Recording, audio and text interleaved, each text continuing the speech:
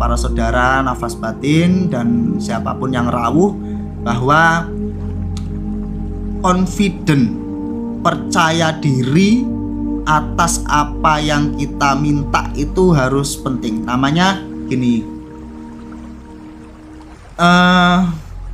hakul yakin itu berada nggak cuman di indera yang kita ketahui saja. Namanya hakul yakin tuh nanti ada yang namanya alam pikir dan alam jiwa.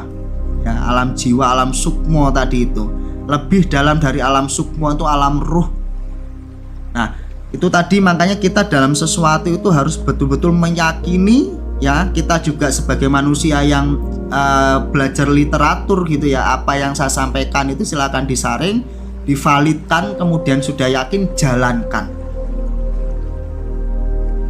Nah, tapi harus punya keyakinan yang tinggi. Nanti keyakinan yang tinggi itu seperti apa? Nggak cuman keyakinan mulut, nanti ada beberapa hal yang perlu kita kupas dulu masalah keyakinan itu. Kalau meta itu tarik napas, simpan dada, lalu perut gitu mas. Ya, penapasan tuh ada diafragma, kemudian ada nafas dada. Ya boleh seperti itu. Meta juga sama. Ada yang pakai 768, ada yang 444. Semuanya sama aja. Nanti tinggal tergantung mana yang paling benar, yang paling enak gitu ya. Karena tujuan meditasi itu, pernafasan panjang itu biasanya untuk kalibrasi. Nah, kalau saya meditasi itu melakukan pernafasan panjang dulu, pernafasan kasar dulu lah, supaya energi dalam tubuh ini darah-darahnya lancar, oksigennya lancar. Kemudian tetap pakai yang halus, samar, sir, katanya seperti itu. Ya 678 enak, tapi balik lagi namanya pener, cocok itu ndak bisa. Ada yang Mbak Tri itu murid saya juga perempuan, itu 444 gitu ya. Ada yang kayak Mbak Dian ya 4678. Tapi intinya gini loh, intinya dari meditasi sebenarnya kalau teori itu kan banyak ya, teori banyak. Cuman kuncinya adalah pagi hari ini ya. Sebenarnya banyak kuncinya itu pagi hari ini. Yang perlu saya sampaikan adalah kuncinya itu bagaimana kita tidur ya. Kita tidur tapi masih sadar 10% paling tinggi, atau sadarnya 5%. Itu udah tingkatan luar biasa. Jadi saya mau cerita, meditasi itu nggak bisa kayak kita itu misalnya kayak bahasa Inggris gitu ya, pada tingkatan tertentu lah ya. Saya sudah coba 3 rutin ya, mungkin 4 tahunan lah, 4 tahun meditasi. Tetapi misalnya dalam 1 bulan nggak meditasi, maka nggak seperti kita kayak baca Al-Quran mau setahun nggak baca terus tetap lancar gitu ya. Meditasi nggak seperti itu. Makanya ini ada keunikan daripada meditasi, karena berhubungan dengan olah badan juga gitu ya, badan kasar ini. Tapi ndak hilang drastis gitu ya. Namanya belajar meditasi itu kan sulit juga, artinya kita menghilangkan keringgingan, kesemutan, kemudian boyok, keju, terus dan lain-lain gitu. Makanya kalau dalam afirmasi lain kita merasakan hal itu ada macam-macam. Ada yang orang kejawen itu istilahnya matio rogoku balio sukmoku marang Gusti Allah. Nah, kalau kalian berani sampaikan itu ya nggak apa-apa, menjadi pemicu bahwa ketika meditasi ini ya sudah matikan ragaku, matio rogoku. Artinya matio rogoku itu bukan ini ya, filosofinya bahwa rasa capek, rasa keringgingan, rasa nyaman, rasa apa itu betul-betul raga, urusan raga. Makanya kita minta matikan gitu kan, matikan ragaku gitu kan. Ada yang seperti itu. Cuman juga kalau kalian takut ya nggak usah, ya nikmati aja gitu kan, nikmati aja. Ya kalau kita confident berani sampaikan aja. Atio rogoku metuo sukmoku bali marang Gusti Allah. Itu harus punya keyakinan yang kuat. Nanti ya rasa raga itu betul-betul mati gitu kan. Kita betul-betul menikmati bukan sensasi, tapi dalam perjalanan meditasi itu ada yang namanya ekstase ekstase itu dimana kalau neuroscience menyampaikan itu ada zat endorfin yang pecah. Nah, jadi yang apa ya, yang keluar lah, bukan pecah, yang keluar itu sensasi yang enak sekali gitu ya, nyaman, rileks gitu, sangat rileks. Dan itu nggak bisa sama dengan kita olahraga lah, bisa olahraga nyaman, tapi kalau meditasi lebih nyaman lagi. Sama dengan orang ini kalau untuk memanipulasi keluarnya zat endorfin kan pakai obat kedokteran atau obat-obat penyalahgunaan obat, yaitu enak betul gitu ya, kurang lebih seperti itu. Ada imbalan relaksasi itu seperti itu, tapi nggak usah dicari lah, itu datang sendiri aja gitu kan. Latihan agak berat makanya kalau meditasi berkeringat itu gak wajar untuk kita pemula, karena dalam detox badan kita ini kan latih lagi ya. Bahkan untuk wilayah-wilayah tertentu, misalnya kayak kita meditasi di gunung gitu ya, atau di laut, itu ya kan gemetar badan itu ya, gemetar karena memang tubuhnya itu nggak mampu untuk belum terbiasa adaptasi. Makanya kalau untuk saya biasanya meditasi di laut atau di gunung itu pakai posisi seperti atahiyat akhir. Nah, itu lebih aman ya. Kalau saya pakai posisi langsung sila itu kayak geli gitu, padahal ya itu kita ikhlas, badan kita loh, hati kita udah nggak apa-apa, tapi kan ganggu geli terus. Apa ngeregel itu bergetar badannya itu bukan karena ada kekuatan gaib sih menurut saya, nggak tahu juga ya, kadang saya heran juga kayak gitu. Terus saya pindah posisi aja, kayak atahiyat akhir itu lebih kuat lah kuda-kudanya, kurang lebih seperti itu. Mas Gundul, kalau berkeringat itu ya kadang kita ini masih berperang antara kita menjaga ketenangan, badan kita belum terbiasa, terus kita ada pikiran, atau mungkin jangan-jangan kita punya cekelan gitu kan, kita punya jin, kita punya leluhur yang yang menahan, memberi cobaan. Nanti kalau kita belajar meditasi bisa suwung, bisa sambung sama Gusti Allah, nanti dia nggak bisa tinggal di tempat sampean, bisa aja ngasih ujian seperti itu. Tapi marilah kita gunakan nalar sehat dulu. Kalau nalar sehatnya sudah semuanya sudah normal-normal aja, masih keringatan terus, ya mungkin ada kita gunakan pendekatan seperti itu. Makanya kadang kalau bukan saya ini full mistik, tidak, setiap murid saya gitu pasti saya bacakan ruwatan dulu, kalau bahasa Jawa ruwatan, supaya apa? Supaya kita memastikan nanti perjalanannya itu tidak diganggu yang hal seperti itu. Artinya rutinitas lah, seperti itu. Bahkan saya ngajari untuk apa ya, meruat sendiri gitu. Tapi rata-rata ya saya lakukan ruat sederhana, doa sederhana supaya perjalanannya itu nggak seperti itu.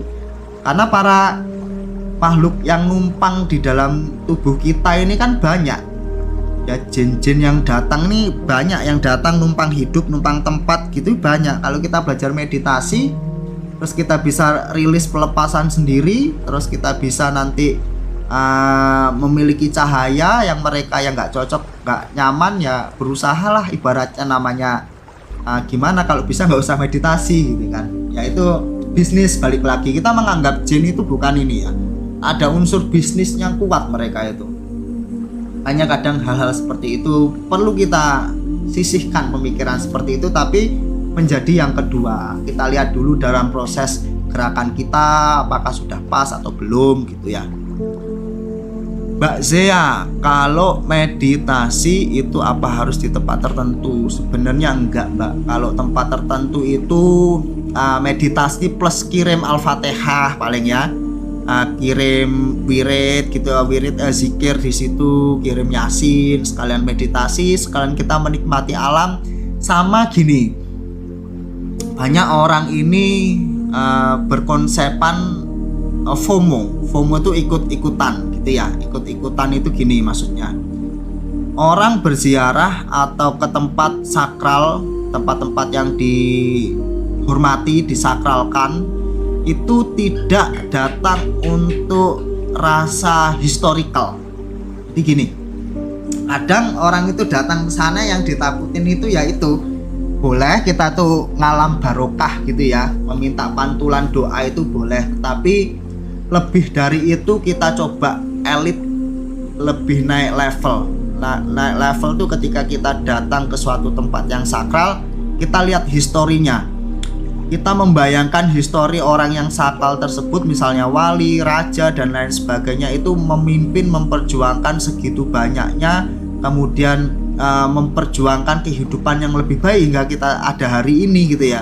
Yang kita lihat tuh perjuangannya ya, yang kita lihat perjuangannya, yang kita lihat betapa hebatnya ya manusia ini diciptakan Gusti Allah dengan kelebihannya, dan kita ini bukan apa-apa. Nah makanya kita di situ kita kirimkan Al-Fatihah, kita kagum gitu ya. Artinya kagum tuh kita mengingat historicalnya, mengingat sejarahnya datang ke situ. Nah itu lebih baik daripada kita ibaratnya meminta pantulan doa. Ya sah-sah aja meminta pantulan doa, minta mengharap barokah, itu sah-sah aja. Tapi datang ke situ sebagai lebih elegan lagi lah. Kita malah mengirim doa. Nah gitu ya, mengirim doa, terus memintakan bahwa apa istilahnya penyelarasan antara jagat alam halus mereka dengan alam kasar yang kita miliki, supaya ada sinkronisasi gitu ya. Sampaikan seperti itu aja gitu. Jadi artinya bahwa menurut pengetahuan orang Jawa dan pengetahuan ya beberapa orang sufi, bahwa orang meninggal itu ya nggak benar-benar meninggal. Yang memiliki kemampuan tertentu diizini Gusti Allah ya bisa bertemu dengan kita. Ya Nabi Ibrahim aja bisa ketemu sama Nabi Muhammad ya, jaraknya ribuan tahun yang lalu ya, kurang lebih seperti itulah. Sama aja. Cuman karena ini ilmu sir ya banyak orang tidak menyampaikan, atau mungkin banyak orang yang ya tidak menyampaikan gitu ya. Kalau bagi saya ilmu yang seperti ini ya sampaikan saja, karena ya supaya orang tidak nanti menganggap ketemu wali atau siapapun nanti memiliki kesaktian yang unggul, padahal yang enggak juga. Semua ada jalannya secara sains gitu, secara sains meditasi, secara sains laku ada jalannya.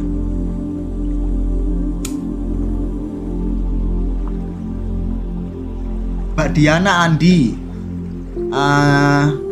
bisa saja grounding itu dengan cara puasa, tetapi perlu saya sampaikan, ini ya penting ya, bahwa puasa termasuk puasa yang namanya tirakat nirakati awake dhewe. Puasa tirakat itu ada filosofi yang perlu kita perhatikan. Yang pertama adalah ketika kita mau tirakat, kita menyiapkan badan kita itu menjelma, merasakan menjadi orang yang paling miskin. Setelah menjelma, merasakan menjadi orang yang miskin, tentu saja lelaku kita juga sama seperti itu. Lelakunya adalah makan nasi putih dan air putih saja. Dan itu pun sekali. Kalau berdasarkan pengalaman orang-orang dahulu, ya makan minumnya itu di maghrib saja, itu yang paling aman. Nah kemudian laku-laku kita, kehidupan kita yang biasa tidur di kasur, ya kita tidur di tikar selama kita menjalankan tirakat itu. Supaya apa? Supaya detox ya, detox batiniahnya itu kena. Jadi ibaratnya tujuan grounding tadi untuk kita membersihkan batiniah kita, kerak-kerak yang ada di kolb kita itu betul-betul ibaratnya kena semuanya. Dan kemudian kalau itu jangka panjang ya, jangka panjang bisa 40 hari, 100 hari, itu juga akan lebih bagus lagi. Semakin kualitas detoxnya itu mungkin ditambahin lagi lapisan apa. Jadi yang jelek masuk biasanya langsung tempel, itu sudah enggak, langsung minggir gitu ya. Sekalipun mungkin anggap lagi nih, detox kolb yang dimaksud tadi, pemurnian itu tadi adalah bertujuan supaya kolb kita tengah-tengahnya, bagian tengah ini tidak hitam. Boleh hitam, namanya kita manusia biasa, taruhlah di pinggir-pinggir saja, nggak sampai menutup mata batin basiroh kita. Kalau mata batin sudah ditutup, itu betul-betul sulit sekali ya, apalagi untuk mengkontrol nafsu sedulur papat tadi yang berupa amarah, supiah, halu amah, itu udah sulit sekali. Maka ada manusia itu ya maaf seperti binatang. Ada yang manusia itu lebih sadis daripada jin, lebih sadis daripada makhluk gaib, itu ada. Makanya itu tertutup. Ya, kalau Yang dimaksud Mbak Diana adalah grounding dengan puasa. Bisa enggak? Bisa. Tapi tolong dalam melakukan puasa itu tidak untuk belajar. Mending belajar persiapan niatnya, belajar filosofinya, belajar hakikat puasanya dulu. Gak apa-apa, bulan depan 1 bulan ini belajar. Sampai saya DM saya di grup, saya punya materi seperti ini khusus 2 jam saya bahas tentang puasa, pengalaman saya puasa, saya bahas semuanya, sampai hal-hal unik dalam puasa saya bahas semuanya. Tapi yang saya sampaikan saya sampaikan ya demikian Mbak Diana. Kalau puasa yang dimaksud adalah grounding detox sekalian saja 3 hari, 7 hari gitu ya. Kalau orang Jawa pas netonya atau 40 hari kita punya penyakit dalam misalnya yang memang mengharuskan operasi gitu kan, kita coba detox gitu. Kita punya fasilitas detox sendiri. Seperti itu nggak yang sulit enggak. Bisa lah semuanya. Diingat-ingat lagi ya. Ya saya suka puasa gak tahu. Ya alhamdulillah kalau kita suka puasa itu mungkin sudah baik suka puasa, tapi coba pelajari filsafat puasa supaya lebih sempurna lagi. Filsafat puasa itu, rasa dalam puasa itu diperdalam lagi supaya nanti gini. Yang saya pelajari dalam puasa itu apapun ya, puasa Nabi Daud, puasa Senin Putih atau puasa ibaratnya lintas budaya, lintas agama, ada level-level pencapaian. Namanya level pencapaian kesempurnaan dalam puasa gitu ya. Misalnya 70% karena kita mungkin masih 1 kali kita emosi gitu ya, atau mungkin jadi 90% kita sudah baik semuanya tapi kita masih punya pikiran jelek, atau kita nggak sengaja lihat mbak-mbaknya cantik, mas-mas yang ganteng, terus hasrat kita, libido kita tiba-tiba mateng gitu ya, bangun, yaitu penyempurnaannya sih. Makanya terus saja nggak apa-apa, tapi bukan berarti batal, enggak ya. Kesempurnaan itu ditutup lagi dengan puasa. Kurang lebih itu bagus sekali Mbak Diana. Silahkan dilanjut untuk terkait puasanya, itu sangat luar biasa.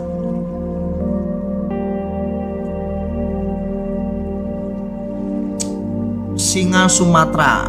Ini soalnya kalau ada yang aneh-aneh paling pegal atau kebas ya, ini apa namanya, itulah meditasi ya. Meditasi itu sama halnya dengan olahraga ya, olah napas, meditasi duduknya, olahraga gitu aja. Namanya olahraga harus dilatih. Nanti biasa bisa 15 menit, 30 menit, 1 jam, 2 jam, 3 jam. Biasanya kalau udah masuk 1 jam ke atas tuh udah stabil. 5 jam juga aman lah gitu ya. Tapi perlu namanya grounding, misalnya ini berdiri lagi atau tegakkan badan, kalibrasi lagi oksigennya. Jadi seperti itu, pokoknya jangan ada pemaksaan. Makanya meditasi itu ada 2, ada meditasi fokus tertentu ya, concentrate, sama unconcentrate, maksudnya tidak pada pos konsentrasi. Yaitu tadi mindfulness, biasanya relax saja. Relax, kita mengamati suara kita, alam pikiran kita, nafsu kita, kemudian badan kita, itu sama. Kalau yang paling ya dua-duanya bagus lah, mau pakai yang langsung meditasi fokus terhadap pemurnian penyatuan gitu ya, masing-masing. Tapi kalau saya untuk pertama itu ya fokus terhadap meditasi kasar dulu lah. Kita belajar dulu pernapasan meditasi, nanti ya itu tadi. Makanya kalau saya buat pola meditasi itu 3, pernapasan panjang itu meditasi kasar lah ya. Kita masih melakukan pernafasan, membuang rasa energi yang jelek-jelek, kemudian kita olah nafas dulu, persiapan jangka panjang gitu ya. Meditasi samar, pernafasan sir, terus habis itu ya sudah sungguh atau menekung tadi itu, jagat gede lah kalau orang Jawa. Jagat gede itu urutan keempat atau kelima lah setelah suwung, menekung. Ya antara menekung sama itu biasanya ada satu alam yang disebut jagat ageng. mandir air garam bagus, secara kesehatan kan bagus mbak itu ya, penetral apa juga kan, bagus. Tapi kalau untuk ya itu tadi, makanya pelajari filsafat dan filosofinya ya. Mau pakai garam, kita sampean searching kan sekarang ada ChatGPT tuh, apa filsafat mandi garam menurut Islam atau menurut orang Kejawen. Nah nanti setelah itu mendapatkan ilmunya, sampean hakul yakinkan lagi. Nah akan nanti ruh dari garam atau ibaratnya rahmat dari garam tadi itu, kekuatan dari garamnya itu semakin tumbuh ya, semakin hadir. Ibaratnya harus satu keilmuan yang cukup, kemudian keilmuan tadi kita taskehkan ya, dalam bahasa ini kita sohehkan, taskehkan atau validkan dulu keilmuannya, kemudian kita hakul yakinkan dulu. Nah setelah itu barulah kita olah rasonya gitu ya. Udah yakin betul olah rasonya, kita welas asihkan kepada garam sebagai makhluk air awalnya Gusti Allah ini, untuk apa? Untuk menjadikan perantara tadi itu, penetral energi, membuang sengkolo, yaitu tadi sebenarnya hakikat ilmunya seperti itu. Semua ilmu itu mbak Dian ya, hakikatnya seperti itu. Tapi untuk mencapai hakikat itu kan perlu namanya komponen-komponen yang lain ya, komponen keilmuan, komponen yakin tadi, terus komponen rasa. Nah komponen rasa itu yang termasuk penting ya. Kenapa? Olah rasa tadi, olah asih tadi itu, nanti ya garam menjadi obat, air putih menjadi obat, semuanya menjadi obat gitu ya. Ya bisa, kasaf itu ya kalau di meditasi Jawa namanya jagat gede. Nah, ilmu kasaf itu untuk standar yang bisa dipelajari itu ya bisa mi'raj, meditasi itu naik ke angkasa, ke universe, kemudian ketemu bintang-bintang, ketemu makhluk ya Gusti Allah di sana. Itu mungkin sejauh yang saya pelajari ya di situ, mungkin makom saya yang masih nggak bisa menembus, belum bisa yang lain ya, tapi itu murni bisa dipelajari dan murid saya ada yang belajar dan bisa gitu. Artinya bukan satu satu privilege untuk diri saya, tidak, itu semua. Dan saya pun belajar sendiri Mas Kesar, artinya belajar bukan dari nggak belajar, murni. Karena ya itu tadi, ibaratnya itu jalur makrifat ya. Kalau kita bahasa makrifat itu ada dua, ada belajar sebagai salik, ada juga memang sudah dinaskan Gusti Allah. Tapi kalau dalam bahasa kitab Al-Hikam, maka keduanya itu ngepasi takdir Gusti Allah Quran. Kayak agak pusing ya. Ya tapi paling aman ya yang ini. Kalau kita masih belajar, kita menganggap itu bisa dipelajari. Tetapi kalau kita ilmunya sudah ditingkatkan lagi, ilmu pemahamannya, ya semua itu hanya ngepasi, mau ngepasi nase Gusti Allah. Jadi seperti itu, ngepasi tak, nggak ada usaha kita tuh, nggak ada. Jadi gitu, nggak ada usaha kita, sudah tidak. Tapi kan level kita belum di situ. Nanti kalau level kita di situ, bahkan diri kita tuh sudah bukan aku, ya sudah nggak ada, Mas Guru tuh nggak ada. Terus ego itu sudah nggak ada, semua itu pretelan aja gitu. Nanti sudah nggak ada, udah menyatu nanti ya apa sudah siap? Saya tanya, saya belum siap gitu, karena masih punya kewajiban ya, masih punya kewajiban anak, istri, orang tua. Ya kalau kita menyatu sekarang ya kemungkinan dengan kondisi yang masih compang-camping ekonomi, dan saya mungkin anak satu-satunya, ya kita melihat ini referensi lain dulu, bahwa memperjuangkan orang tua itu adalah jihad gitu ya. Maka jihad yang paling baik daripada kita mengejar makrifat atau fana atau kas dan lain sebagainya. Nah ini seperti itulah ya ibaratnya. Kalau saya sebenarnya suka-suka aja bahas yang lebih dalam, nanti bingung takutnya kan. Kalau sudah lebih dalam, sudah nggak ada aku, maka namanya tadi itu nafas ilahi dan gerakan ilahi, bahwa kita memang ya percikannya Gusti Allah gitu kan. Tapi kalau sekarang ini kita belum pantas menjadi percikannya Gusti Allah, menjadi khalifahnya Gusti Allah, belum pantas. Kita masih berdosa, kita masih ini ya nggak pantas lah gitu ya. kecuali kita sudah betul-betul ini, dan ya mungkin saja bisa aja gitu kan. Makanya kalau kita belajar Al-Halak yang Sunan Siti Jenar itu ya bukan salah gitu kan, tetapi kadang penerimaan kita yang belum mampu gitu kan. Tidak salah kita mempelajari hal itu, tapi kalau kita belum mampu, nanti iman kita belum kuat, akhirnya apa yang terjadi? Nah, yang terjadi adalah kita hal yang jelek pun nanti dibilang ini yang ngomong Gusti Allah gitu kan, yang mukul ini Gusti Allah gitu kan, nggak pas. Kecuali kita memang betul-betul sudah fana, yang sudah memang nggak butuh apa-apa, ya mungkin memang murni gitu ya, memang murni. Kita belum murni sepenuhnya, kayaknya nggak usah bahas itu dulu, belum mampu. Jadi kalau sudah mampu ya sama-sama gitu kan. Saya punya pikiran gitu ya, dalam arti itu cita-cita saya ini cuman nggak banyak lah. Dalam masa kita orang Jawa ini kan punya satu pedoman, oleh mili, oleh kintir. Artinya kita dalam produktivitas itu ya bekerja. Saya juga bekerja ini, mbak-mbak, mas-mas. Malam saya ngoding, programming gitu ya, kadang desain, nafas batin, kadang ngajar kursus, kadang bikin video, masih live juga, masih macam-macam saya ini kerjanya gitu. Tapi ya punya tujuan itu tadi, ya minta sama Gusti Allah segera pensiun, maksudnya punya sesuatu yang memang anak istri kita, orang tua kita mungkin kalau udah ini, jadi bisa kita tinggalkan fokus gitu ya. Kalau kita fokus, rencana saya malah gini, punya rumah dekat-dekat hutan sana, yang penting ada bangunannya biasa aja, ada sawahnya dikit aja lah ya, nggak banyak-banyak, penting mampu buat makan sehari-hari, nasi putih gitu aja. Tapi sudah nggak punya hutang, sudah nggak punya apa-apa, fokus ibadah, mungkin ya nanam-nanam aja gitu kan, sudah lepas tanggung jawabnya kepada anak istri gitu misalnya.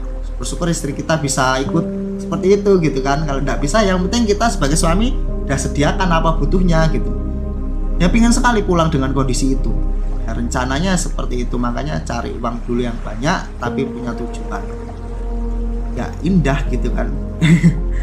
Ya jangan ganti topik aja, nanti enggak mampu mikir nanti.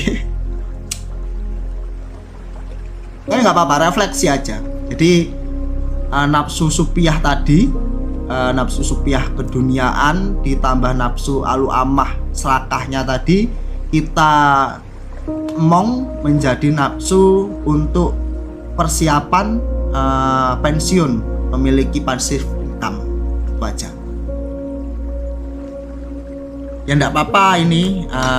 Oh ya, yang terakhir ya, yang terakhir itu begini.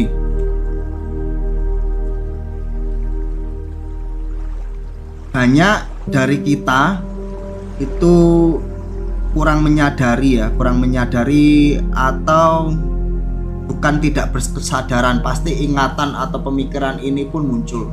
Yang penting begini, kalian sebagai istri atau sebagai suami, do maksimal saja, lakukan maksimal saja, dan maksimalkan juga noto awak ya.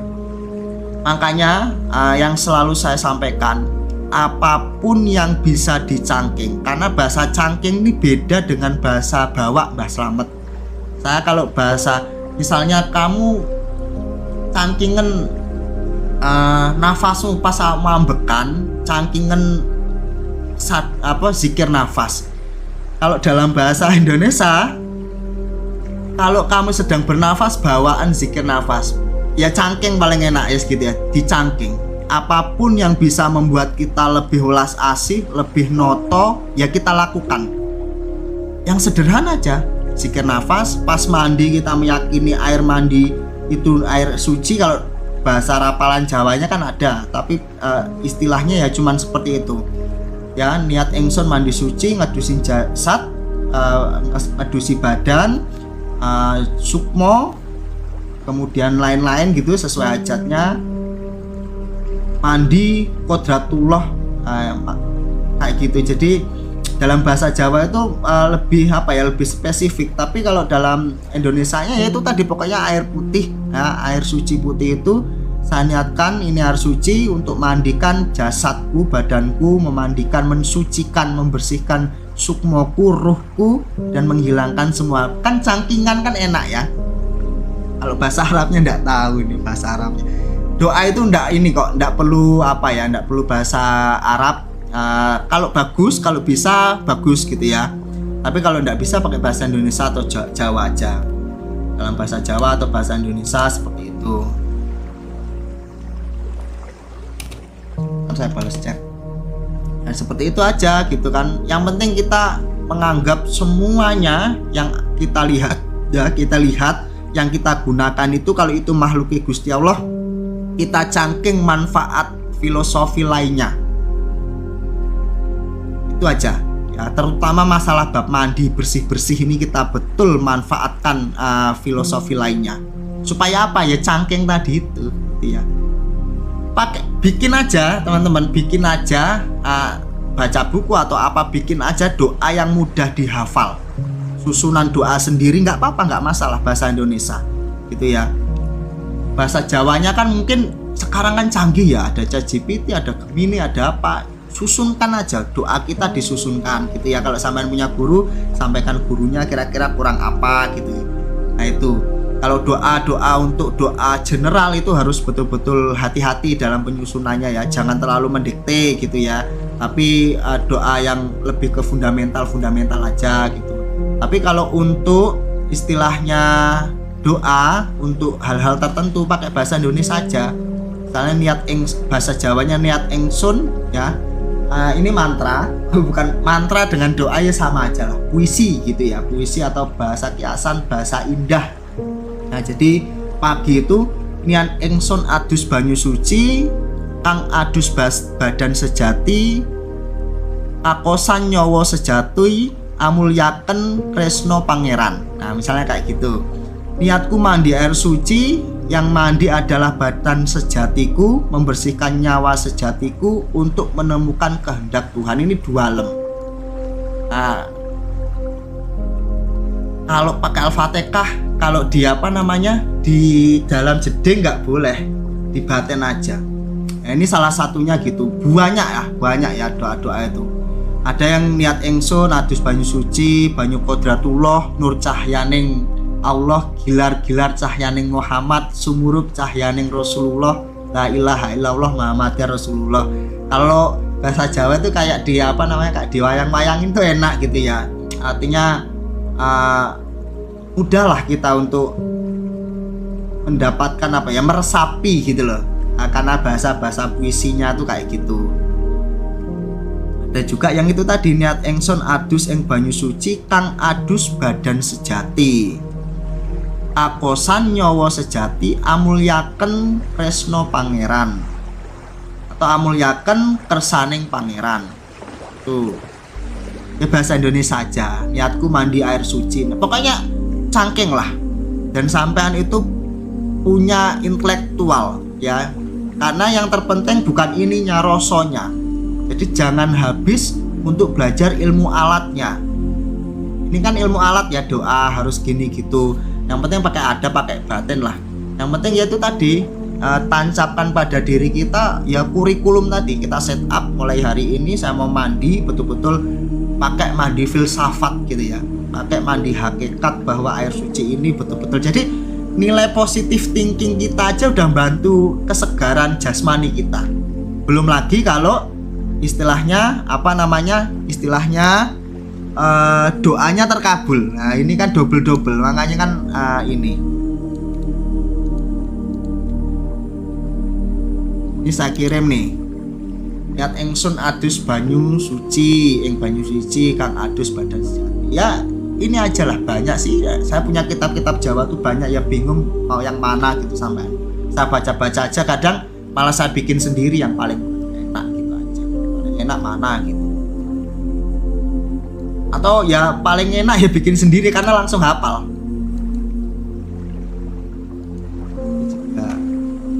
Tanyalah terserah mana. Bikin sendiri ya bisa kalian, karena kalau bikin sendiri langsung hafal gitu kan. Nggak hafalin. Karena kalau hafalin ya sulit kadang. Mandi air surga ya filosofinya seperti itu aja gitu kan. Gusti Allah tuh memberikan Ya bayangin aja lah, di semesta, di Andromeda, galaksi Andromeda pun atau galaksi Bima Sakti, yang ada air yang bisa dimandiin ya di bumi ini loh, yang ketahuan masihan kan. Berarti ya mungkin bener bisa jadi ini memang air dari surganya Gusti Allah yang ditaruh di bumi gitu kan. Ya nggak apa-apa, mandi jinabat nggak apa-apa. Yang penting memaknai hakikat tadi itu loh, yang bikin kita ini memiliki satu semangat baru, ya, satu semangat perubahan baru, satu apa istilahnya, satu semangat ya, satu spirit lah, spirit baru.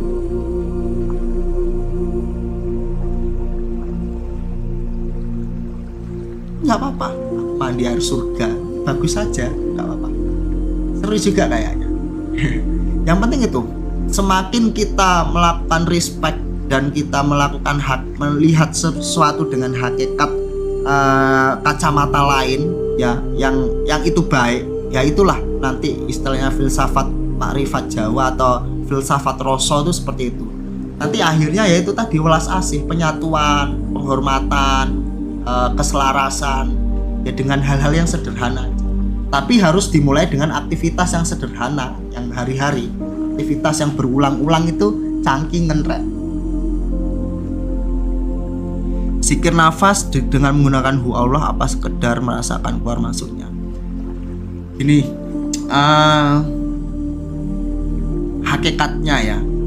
Hakikatnya ini kalau kita ngomongin zikir, ya zikir itu di qalb ya, di hati ya. Zikir rasa lah, ingat gitu. Nafas ini sebagai media hitungan. Detak jantung ini sebagai media hitungan. Jadi apapun, kalau kita ngomongin hakikatnya adalah zikir, ingat kepada Gusti. Apa alatnya? Bisa jalan kaki, ya kaki kanan, kaki kiri, hu Allah, la ilaha illallah atau apapun, ya itu medianya, alatnya, hakikatnya ingat. Kalau mau diucap ya monggo, kalau enggak ya enggak apa-apa. Kalau pas sepi diucapkan untuk tambah semangat ya, ada namanya euforia, senang kita diucapkan nggak apa-apa. Tapi kalau diucapkan nanti kita dilihat mabuk agama ya nggak usah. Yang simple aja, yang apa namanya, yang gampang aja. Dan itu apa ya, dinamis. Terserah sama Mbak Diana, dinamis. Ya Mbak Nurul bahasa sendiri, apa ditulis aja. Tapi ini ya, kalau saya apa namanya, saya boleh tekankan, boleh ingatkan untuk doa yang general umum usahakan tidak mendikte. Ambil yang fundamental. Contohnya kita ini minta berdoa agar Allah senantiasa selalu sayang sama kita, selalu memberikan rahmatnya, kasih sayangnya, tapi dengan roso. Maka rahmat dan sayang itu betul-betul apa namanya, sudah melengkapi segala sesuatu dalam ribuan kata doa. Tapi harus punya keyakinan itu dulu, jangan nanti ya Allah minta rahmatmu, kasih sayang. Tapi kalau itu kosong ya, kayak cuman doa dua ucapan doa aja, lupa minta rezeki, lupa minta selamat, lupa minta ini, lupa minta anak diberikan kelancaran dan lain sebagainya, nanti kita nggak punya keyakinan itu. Tapi kalau masih belum mampu ya nggak apa-apa, diucapkan semuanya aja. Tapi saya sampaikan hakikatnya. Zikir asror ya, zikir asror itu kan zikirnya orang sufi ya. Dalam arti ya terserah mau gunakan mana, kolbu, nafas.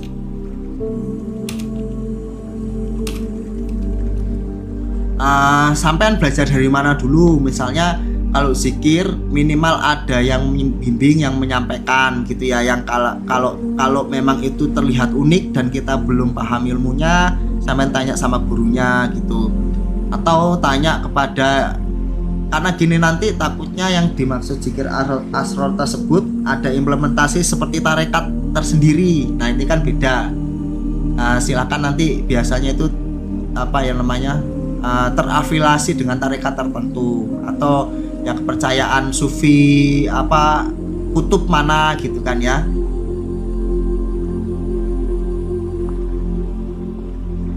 Gus Mukhlason mana? Blitar. Kalau Blitar teman saya. Pak Nurul Gus Mukhlason mana? Ya sama, makanya saya bilang zikir asro itu zikir sir atau zikir kahfi. Pada intinya ya zikir yang dilakukan dengan kerahasiaan kedalaman. Tapi ada tarekat tertentu itu ya beda-beda, misalnya Nasabadiyah, kemudian Sadiliyah apa itu beda-beda, nggak apa-apa. Yang penting sampean sudah dapat apa ya, dapat ajarannya disampaikan langsung, misalnya kayak saya gitu atau dari siapa, udah mendengarkan ya dipraktekkan. Yang penting hariannya itu loh, hariannya dipakai sampai saklawase. Itu aja yang penting, apapun boleh zikir asror. Karena gini, ada yang makanya gitu ya, zikir itu ada yang ilaha illallah kayak gitu ya, ada yang betul-betul lahnya itu ditancap ya telenging hati, makanya beda-beda. Tapi balik lagi bahwa semuanya itu sebetulnya untuk ya, kalau kita ilmu rasa semuanya itu bagaimana dengan teori-teori ditancap neneng telenging hati, dengan ini itu ya teori kita untuk mendapatkan keyakinan, confident tadi, balik ke confident lagi. Makanya kalau babnya itu bab teori, sebenarnya macam-macam. Orang itu penernya yang mana? Kan bener, karena semuanya bener. Pener untuk diri kita yang mana? Ya nggak apa-apa kalau ini ikut Gus Mukhlason atau cari guru yang paling dekat atau guru online, ya nggak apa-apa, sama aja lah, ilmu itu sama aja. Yang kita kan punya intelijen, kemampuan untuk memvalidkan kan, mensohkehkan gitu ya. Sekarang ada ya banyaklah alat-alat ya, baik kita pas ada ceramah kita tanya atau tanya ChatGPT, yang ini sama aja karena referensinya juga referensi semuanya sama. Mereka nggak ini kok, semuanya sama. Macam-macam. Makanya kayak nafas batin punya ciri khas sendiri dalam yaitu tadi melakukan pernafasan seperti itu gitu. Karena seperti itu tuh hanya hanya teori. Karena gini, misalnya gurunya dulu menggunakan teori itu bisa betul-betul sampai gitu ya, bisa betul-betul karena gini, guru itu mencari semua cara untuk berpikir bagaimana sang murid itu mudah. Nah gitu ya. Monggo Mbak Nurul Aini, bahkan sampai saya pun seperti itu. Saya itu mencari bagaimana misalnya untuk level tertentu murid yang memang sudah belajar mendalam, untuk level yaitu tadi, untuk level misalnya suwung itu bagaimana metodenya gitu ya, metode yang paling mudah istilahnya tuh bagaimana, kalau dalam Jawa tuh bagaimana gerbang jagat gede itu suwung, teorinya bagaimana. Mungkin kalau saya hampir teori ini bisa, ini itu bisa, tapi saya cari itu yang paling mudah, yang paling rileks, paling mudah, paling ini. Kemudian saya cari lagi untuk bagaimana misalnya orang-orang tertentu ketika pemberian kata-katanya atau pemberian apa ya istilahnya, mindsetnya dalam kita mati sakjroning urip gitu ya, mematikan raga ketika meditasi. Tapi ini tingkatan yang dalam gitu. Makanya teman-teman yang mindfulness saja gitu, yang relax saja sudah gitu aja. Karena kan ada orang belajar, Sani belajarin orang harus sampai jadi guru gitu ya kalau ikut kelas meditasi loh ya. Maksudnya bener-bener dia harus sampai guru gitu ya, sampai jadi guru supaya apa? Supaya nanti punya keahlian lebih gitu kan, dalam duniawinya bisa ngajar, bisa ini, bisa berdakwah juga gitu kan. Jadi dua-duanya dapat. Ini saya yang jawab menurut keilmuan saya ya. Untuk sholat khusyuk tidak perlu baiat menurut keilmuan saya. Jadi khusyuknya sholat itu adalah bagaimana menurut saya itu kita menyiapkan betul-betul seperti anak kecil yang pingin ketemu bapaknya lama, kangen. Jadi senang rasanya gitu ya, hati-hati, nafasnya diatur, betul-betul merasa kecil, merasa senang sekali, merasa apa ya, kemudian nafas ini kita sudah latihan nafas dengan baik ya, rasanya mau 1 jam sholat pun betah gitu ya, karena kita lagi mencoba apa ya DP mencoba DP manja, bukan manja ya, DP istilahnya bahasa Jawa ini, DP angel bahasa Indonesia nih. Jadi mencoba itu kita bukan menata hati gitu. Hati itu ya mungkin awalnya kita menata hati ya, lebih ke rasa rindu dan cinta kita, penghormatan kita, pengabdian kita, rasa syukur kita ingin mau mengekspresikan wujud syukur kita dari ibadah sholat misalnya gitu. Cuman ini kan sulit karena ibadah sholat itu kan 5 kali sehari ya, jadi kadang orang itu ya wajar kalau misalnya nggak setiap sholat itu bisa seperti itu gitu ya. Makanya ya ini tantangannya seperti itu. Bahkan dalam satu cerita tuh orang lebih khusyuk sholat sunnah karena sendiri gitu kan. Nah padahal yang wajib itu harusnya khusyuk, tapi ya sudahlah gitu ya, terserah gitu mana yang mudah aja. Yaitu pikiran belaka, artinya ya kita kalau kita sadar kita harus tahu bahwa oh alah segininya ya ternyata saya gitu. Terus mau ke arahnya kemana? Kita memperbaiki bahwa tahu sifat kita, nafsu kita masih seperti itu, kita mau tata atau ya cuman ya biarin gitu aja.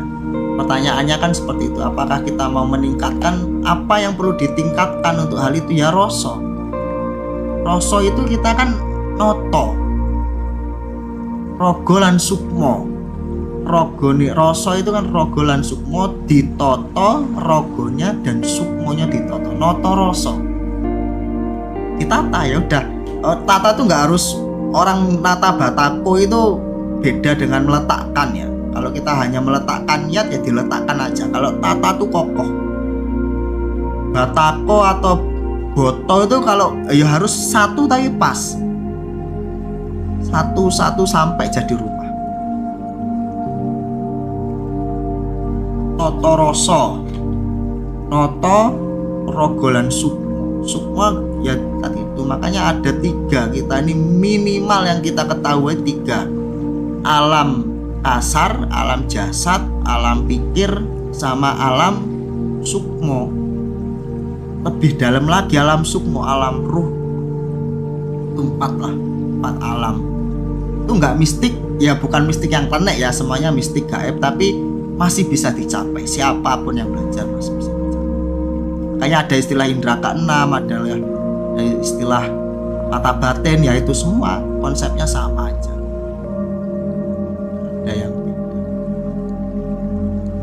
Ada yang mudah tapi banyak ada yang Mbak Singa.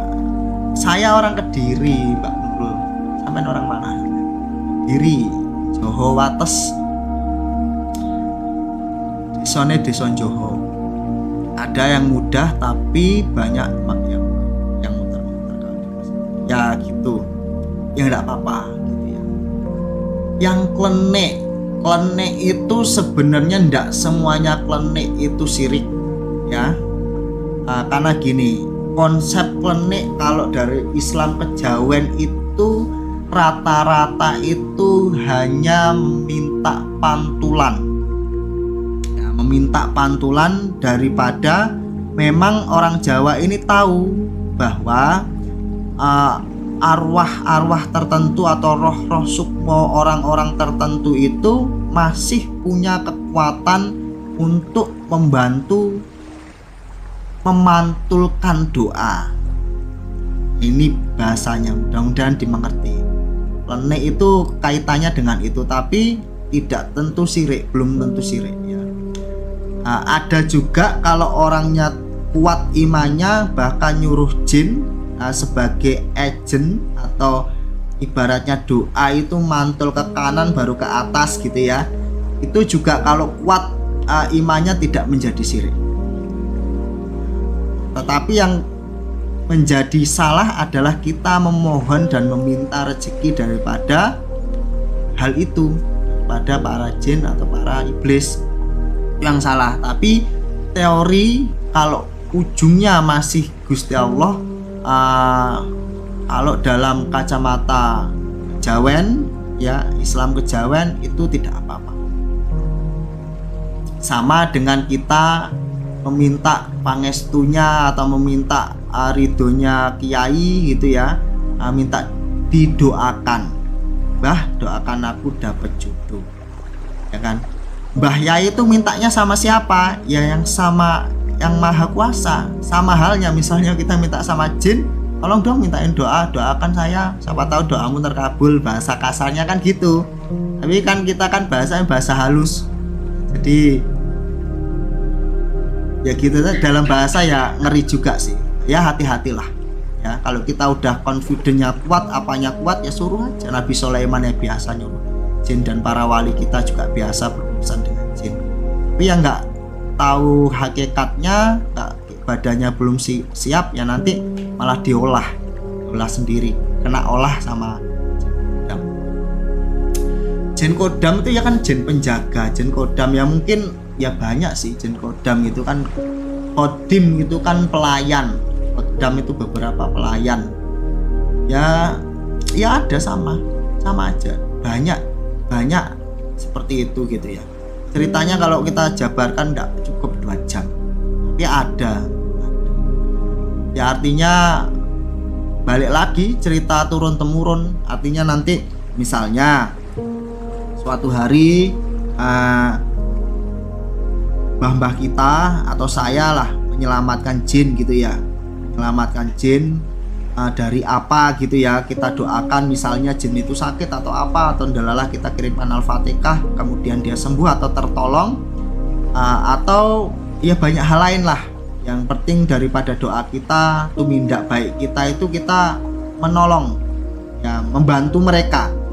Kemudian karena mereka nggak mati-mati, hidupnya panjang, rasa terima kasihnya itu terus diwujudkan untuk tetap apa ya namanya, feedback, atau tetap menolong kita, menjaga keluarga kita. Itu salah satunya yang versi pada umumnya seperti itu ya, pembantu rumah tangga. Tapi percaya orang memiliki kodam belum tentu bisa ngobrol sama kodam. Contohnya orang memiliki atau diikuti, dimeloi sama kodam macan putih gitu ya, kodam macan putih gitu. Dari nenek moyangnya tirakatnya kuat nih, neneknya moyangnya tirakatnya kuat sekali, sehingga kodam tersebut itu kan gimana ya, yang kodam ini kodam rata-rata kodam baik ya, kodam Islam lah, jin Islam atau jin baik gitu ya, bukan dari kalangan bambung gitu. Karena jin juga ada yang dari kalangan bambung yang betul-betul dia kesatria, punya kerajaan, atau ya mungkin ya inilah ya, punya KTP gitu ya, istilahnya jelas ininya dan bermartabat dan punya kerajaan gitu. Itu ya kita sulit ketemunya. Kira gampang, sulit sekali ketemu itu. Kalau ketemu lewat mimpi apa itu mudah gitu, sering lah mungkin sesuatu hari ketemu. Tapi untuk komunikasi atau memberi petunjuk itu sulit sekali, atau untuk mengklikkan bahwa kita menjadi penerus yang sah itu sulit. Itu harus ada yang namanya ini apa bahasanya, serah terima. Serah terima itu bahwa ya dia datang menyampaikan ngomong, dan itu bukan ngomong tiba-tiba apa namanya, oh kamu saya ikuti jadi penerus kakekmu, enggak bahasa. Pokoknya bahasa suci ya, bahasa suci, bahasa istilahnya hikmah, bahasa hikmah atau bahasa sanepo, bahasanya orang Jawa, bahasanya petunjuk itu bahasa sanepo rata-rata. sama bahasa hikmah, kalam hikmah itu seperti itu. Mau kalamnya istilahnya ada orang mungkin ya khusus sekali orang ini mendapatkan ilmu hikmah, bahasa dari Gusti Allah langsung atau bahasa dari nabi atau siapapun malaikat, biasanya bahasa petunjuk ya, bukan bahasa ngobrol biasa, bahasa hal penting lah. Maksudnya gini, hal penting itu misalnya penisbatan bahwa iya kamu penerusnya dan menjadi penerus yang betul-betul sama sesuai standarnya, nggak cuman dia tuh menjaga, kita nggak pernah tahu, maka dia datang kemudian menyampaikan sesuatu dengan bahasa sanepo tadi, itu bahasa yang seperti ini sanepo itu. Yang kita harus terjemahkan lagi, bahasanya tuh nggak bisa kayak gitu, nggak bisa bahasa yang misalnya gini, kita sedang mencari ilmu gitu ya, mencari ilmu contohnya seperti ini, kita sedang mencari ilmu yang namanya ilmu lipat bumi ya, kita lipat bumi, ilmu lipat bumi, kemudian kodam kita itu merasa kasihan sama kita. Ini sudah nggak mungkin orang ini mendapatkan ilmu lipat bumi, mau puasa ratusan hari dan lain sebagainya, atau mendapatkan sesuatu yang gagal gitu ya. Kalau memang kodamnya macan itu akan datang menyampaikan seperti ini kurang lebih. Galihe kangkung susuhe angin. Jadi dia harus memetakan bahwa galih kangkung, galih itu hanya ada di kayu jati, ya kan? Galih itu ada di kayu jati. Lah kangkung itu apa yang mungkin ada galihnya? Sesuatu yang sudah nggak mungkin, ditambahi lagi, dikuatkan lagi, yang namanya susuhe angin. Carilah tempat terminalnya angin berhentinya di mana. Artinya apa? Dalam ilmu hikmah kita mengartikan bahwa nggak mungkin. Nah seperti itu juga bahasa-bahasa kodam yang betul-betul ngobrolnya itu seperti itu, nggak ngobrol yang ini, gak. Dia momen-momen tertentu, mungkin 1 tahun datang sekali, 10 tahun sekali, nggak seperti itu. Kalau yang kodam di TikTok atau penjaga ini tuh ya saya kurang tahu ya, karena pengalaman saya pribadi terkait kodam seperti itu. Jadi saya menganggap kodam itu ya suci gitu kan, betul-betul nggak bisa orang sembarangan, apalagi kalau misalnya kodamnya datang dengan kemenyan dan lain sebagainya, berarti jenis jin yang menyamar jadi kodam. Kalau kodam yang dimaksud adalah literasinya itu murni pelayan kita dari terah leluhur kita, yang betul-betul tanpa imbalan, tanpa apapun, tanpa ritual apapun, seperti itu dia.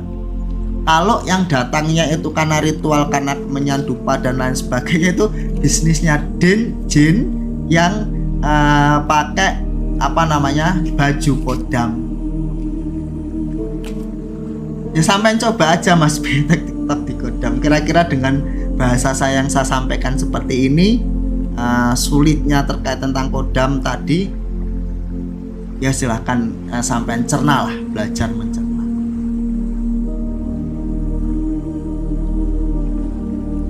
Ya jin korin tuh ada, makanya diri kita tuh udah dekat dengan gaib, malaikat pencatat amal baik, amal buruk. Jin korin tuh ada terus, terus ada sampai kita meninggal dunia.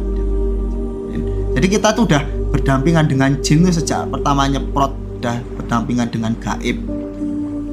Kalau orang Jawa berdampingan dengan sedulur papat, 5 pancer. Di Islam tuh berdampingan dengan korin, ya sama semuanya.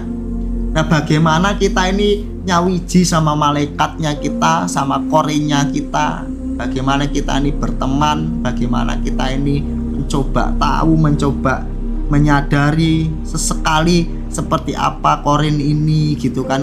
Kita belajar rasa supaya kita bisa tahu. Yang sederhana itu kan tahu korin ada, berarti kan kita memiliki keyakinan kalau mau belajar, yaitu korin tahu semua gitu kan, tahu apa yang terjadi di kita gitu kan, mendampingi kita terus.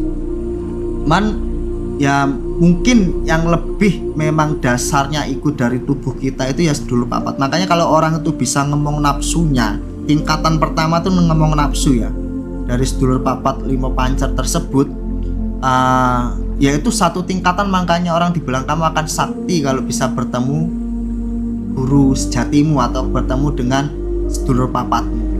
Ya karena untuk bertemu aja ya memang perlu apa ya, perlu pemurnian semuanya, perlu istilahnya itu ya kita ya tadi ngomong nafsu, welas asih, kita belajar tidak marah ya wajar kalau orang sakti, karena nanti setelah itu dia sudah bisa mengkontrol dirinya, kemudian pasti dekat dengan Gusti Allah. Kalau omongannya mandi, mimpinya menjadi petunjuk, terus hidupnya penuh berkah ya wajar sakti gitu. Tapi kan bahasanya tuh nggak di apa ya, nggak di caranya gimana, enggak ya, karena cuman apa, kalau bisa ketemu sedulur papatnya orang bisa sakti, tapi ya memang untuk bertemu itu lakunya ya berat tadi itu.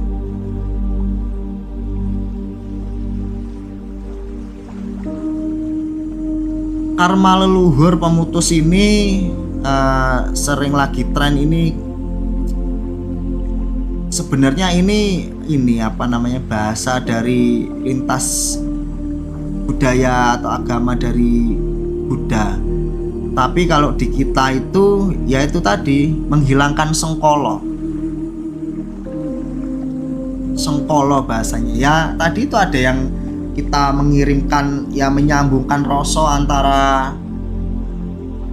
mbah-mbah kita yang sudah meninggal semua lah, semuanya kita sambungkan rosonya, kita kirimkan Al-Fatihah, kita kirimkan ini, kita sedekahkan niatnya untuk pahalanya mereka gitu ya, barokahnya sedekah itu. Kemudian kita cari lagi, mintakan kepada musuh-musuhnya yang pernah menyumpahi, yang pernah yaitu menyumpahi jelek, yang pernah sumpah serapah, yang pernah apa ya istilahnya ya, nyumpahi seperti itu, yang pernah berkata jelek, mendoakan jelek pada kita, ya kita kirimkan Al-Fatihah dulu, kita selamati dulu.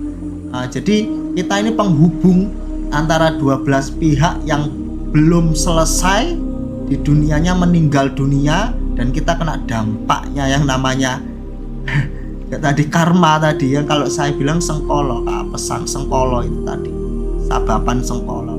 Nah setelah itu minta maafkan, kita sebagai yang hidup meminta maafkan kepada siapapun, kepada orang yang telah disakiti oleh leluhur saya ya. Saya sedekahkan selamatan ini untuk panjenengan berkat rahmatnya Gusti Allah, tetapi saya mintakan kepada engkau semua untuk mengakhiri sumpah serapahmu, mengakhiri doa jelekmu. Saking kersaning Gusti Allah hari ini lebur, ya sudah itu. Tapi dengan hakul yakin bahwa itu yang sampai lakukan itu sudah yang terbaik. Itu tadi, orang ini mau memaafkan orang kan ya kita perlu usaha dong. Kirimkan Al-Fatihah, selamatan aja berapa, 21 bungkus, 7 bungkus, atau ya mungkin kalau cobaannya besar ya 100 bungkus gitu kan. Mintakan sama Gusti Allah untuk apa, barokahnya, rahmatnya, sedekah ini untuk kepada orang-orang yang pernah kita sakiti gitu ya, dan yang pernah sekalian leluhur-leluhur kita sakiti, yang pernah bersumpah serapah kepada saya. Nah, mintakan kepada mereka yang pernah disakiti, kita mintakan maaf, kemudian kita minta sama Gusti Allah untuk untuk itu tadi, untuk supaya lebur hari ini. Kalau belum lebur diulang-ulangi aja, itu udah yang terbaik caranya, yang paling simpel, yang terbaik menurut saya ya. Mbak Caroline panggil jenenge Waterholm. Waduh Kak Mas nih ngirim ini mawar. Kak Mas ini murid saya dari Malaysia, cikgu. Saya ini susah ngomong sama Kak Mas nih. Saya punya murid private meditasi itu 2 orang dari Malaysia itu. Saya kadang bingung, saya ini kadang pakai ChatGPT, kadang ya saya belajar ini balas langsung sendiri gitu. Tapi kalau ngobrol enak, tapi kalau chattingan itu kan gak sulit ya. Mudah-mudahan lama-lama saya bisa bahasa Malaysia gitu kan. Rata-rata murid saya yang jadi itu malah perempuan, karena punya tekad yang teguh lah, mau yang belajar istilahnya roso, yang mau belajar ilmu kebatinan, yang ada yang apa namanya habis luka batin berat sekali, rata-rata malah perempuan. Ada beberapa laki-laki, karena laki-laki ini kan terkadang itu tadi apa, enggak telaten gitu loh. Makanya ilmu-ilmu seperti ini kan butuh telaten. Rata-rata perempuan yang jadi ini. Nggak tahu, saya kayak spesialis guru untuk perempuan kayak. Karena apa? Karena memang ketelatenan, kedisiplinan itu perempuan lebih peka lah, lebih ini. Ya enggak semuanya lah, ya enggak semuanya. Tapi saya lihat beberapa murid saya perempuan, laki-laki juga bagus. Cuman perkembangannya perempuan besar. Saya bukan orang sakti belas. Sakti itu yang gimana Mas Ben? Enggak ada lah. Apa ya? Orang sakti itu enggak ada. Semua orang itu fitrahnya itu sakti. Mata batinnya itu terbuka. Ruhnya itu suci, ya kan? Yaitu tadi jiwa-jiwa yang kotor tadi itu, jiwa nafsu yang kotor, sehingga kolbunya tadi itu hitam semua, di tengahnya mata batinnya tertutup, intuisinya tertutup, akhirnya pingin sakti, cari jalan pintas. Padahal hakikatnya manusia itu ya sakti. Gusti Allah tuh sudah pasti memberikan yang terbaik gitu ya. Aman DM aja kalau belajar di grup gratis kok Mas, sampean ya aktif aja, nanti ada kurikulumnya di grup. Cuman yaitu tadi, sampean pertanyaannya semua di grup biar jawaban energi saya juga dirasakan manfaatnya sama orang banyak. Jadi kalau misalnya DM saya arahkan nanya di grup, ya saya sama asisten saya yang jawab.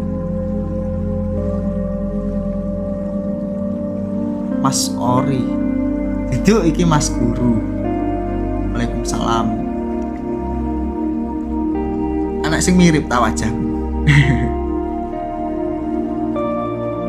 Ya ndak lah, gini loh. Nanti kalau kita belajar sama saya itu sudah tidak ada kita ini justifikasi menghukumi salah benar, surga neraka, kemudian dosa pahala itu sudah tidak ada. Karena nanti kita akan mengubah pola pikir ini, apapun yang kita lihat itu salah menurut kita atau menurut hukum syariat atau apapun, nanti kita ubahnya seperti ini, bahwa dia melakukan kesalahan tersebut di mata salah dan benar itu sudah menjadi kodrat terbaik Gusti Allah. Itu caranya Gusti Allah sayang kepada orang para ahli maksiat, supaya apa?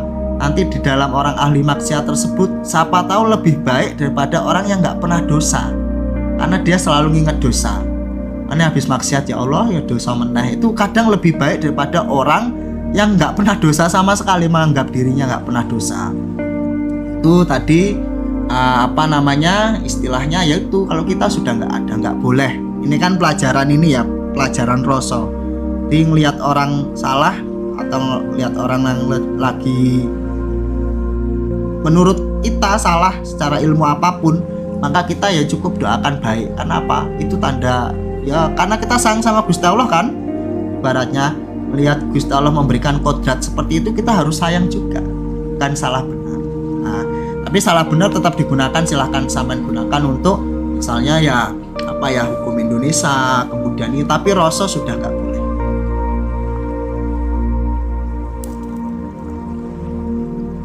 Ya kalau sampean bilang Mas Bay, baik buruk itu takdir, ya memang betul takdir. Tapi sampean kalau belajar Al-Hikam bahwa keburukan itu kita juga harus punya realitas untuk yang namanya ikhtiar.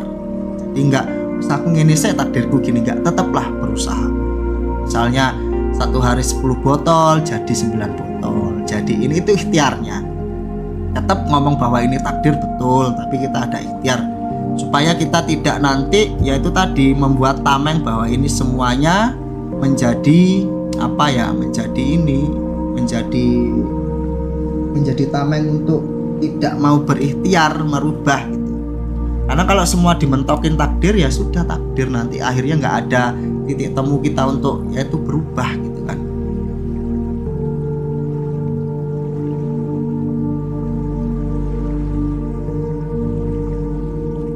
Oke, terima kasih ya. Saya istirahat dulu. Mungkin besok pagi. Silahkan kalau mau. Ini nggak bisa diganti, nggak kelihatan ya di sini. Ada nomor WA di sini. Sebentar, Pak, ini ya. Kelihatan nggak ya? Nggak kelihatan ya. Apaan DM aja nggak apa-apa. Nggak ada yang tanya lagi.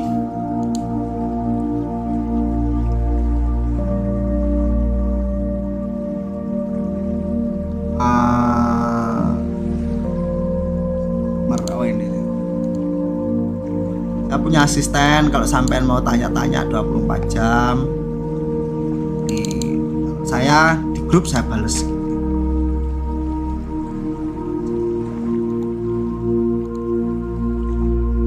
Biar tahu kita ada leluhurnya enggak, saya jawab.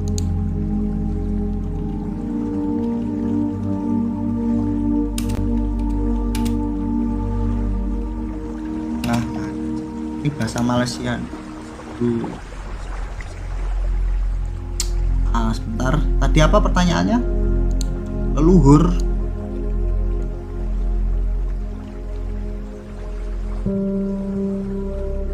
Oh, ini siapa, Mas Lintang? Kalau memang itu kondisinya, sampean WA saya. Nanti saya coba ini.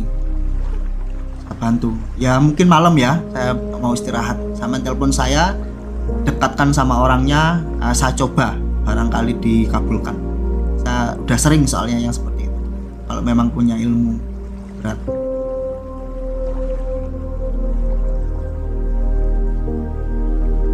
Kalau mimpi ini penafsiran takwilnya ini harus tepat cuman saya takwil sebisa mungkin ya. Kalau sampean melihat leluhur atau orang tua, biasanya ya itu cara komunikasi. Makanya meditasi itu jembatan, karena bukan meditasinya tapi halusnya rasa itu tadilah. Di meditasi kan ujungnya yang saya sampaikan tadi, rasa tadi itu kita olah rasa. Nah, komunikasi sama leluhur itu di rasa. Kalau rasa kita sudah ketoto, rogo dan sukmo kita ketoto, maka tiap hari pun leluhur bisa masuk kita lewat mimpi, lewat apa gitu. Bahkan pada satu titik besok mau ngapain kita tahu. Ya nggak tahu itu yang ngasih tahu Gusti Allah atau malaikat atau siapapun, diimpeni dulu gitu. Itulah rasa gitu ya. Artinya memang di jalur itu ada hal yang seperti itu tuh bukan sakti gak sakti ya. Karena intuisi kita bersih, apa-apa kita bersih, misalnya rasa kita bersih, maka banyak komponen yang nanti bantu kita. Ewang-ewang lah. Sekalipun kita nggak bisa ngubah takdir ya. Sekalipun kita tahu kita nggak bisa ngubah takdir.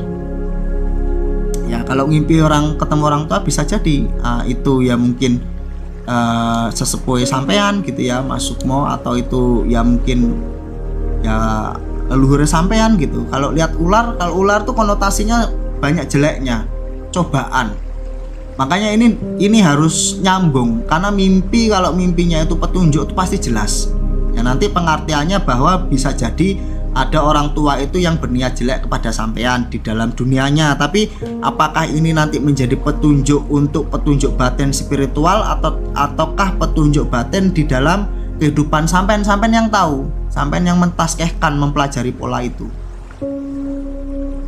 Seperti itu. Kalau petunjuknya biasanya menurut ilmu kebatinan, ilmu leluhur, biasanya sampean kondisi ngimpinya itu di masa lalu.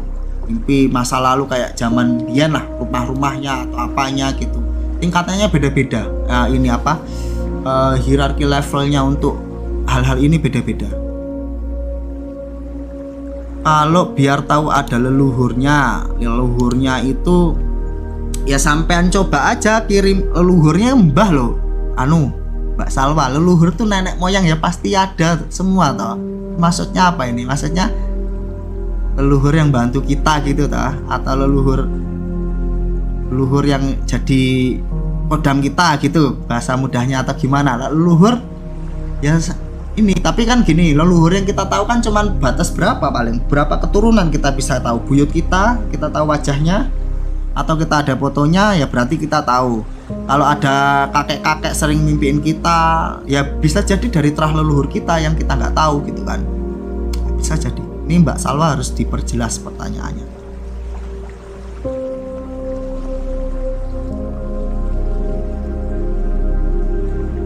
Terima kasih Bang PP 2159. Mas Daniel dan menerima beda. Denial penolakan dan menerima beda. Mungkin saya jawab ya. Gini. Namanya nerima itu kalau orang Jawa ada istilah nrimo ing pandum. Nerima ing pandum itu menerima segala kahanan, kondisi. Ya, jadi kita diberikan takdir yang enak, kita terima. Kita diberikan takdir yang tidak enak, kita terima dengan penerimaan yang sama. Itu namanya nrimo ing pandum. Jadi ojo peh takdir sing enak tok sing diterima. Nah, itulah proses belajar kita. Arti takdir apapun kita terima, gitu ya. Tapi kalau ditakdir kok misalnya dalam penakdiran itu kok aneh, ada keanehan, maksudnya keanehan di luar batas, ini kita cek dulu apakah itu ada sengkolo. Kalau orang Jawa ada keapesan yang menghantui, jadi ngepasi sengkolo tiba, takdir jeleknya tiba, wes remuk itu. Makanya itu harus dipilah ya, dicek dulu. Kalau orang Jawa kan istilahnya ada istilah gini. Dalam kita kehidupan itu ada dua hal yang perlu kita perhatikan, bahwa Gusti kita itu tidak membebani cobaan di luar kemampuan. Tetapi jika kita merasa sudah di luar kemampuan, maka kita perlu koreksi lagi atau observasi, meneliti lagi apakah ada sengkolo atau keapesan yang datang bukan dari takdir tersebut. Kalau itu bisa jadi dari sumpah kita, janji kita disumpahin orang, atau sumpahnya musuhnya, leluhur kita, gitu ya.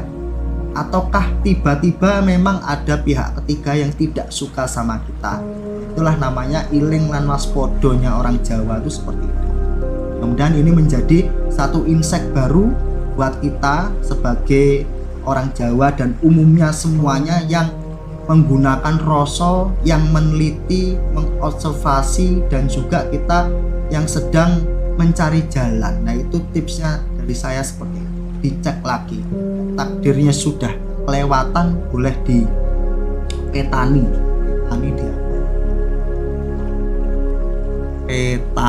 Petani kan genah orang Jawa gini dikit-dikit. Dipilah-pilah guys, dipetani, intinya dipetani ya. Mimpi ketemu diri sendiri. Nah, ini diri sendirinya ya bisa jadi sedulur papat kita ya. Tetapi gini, dalam konteks ini saya bisa jawab.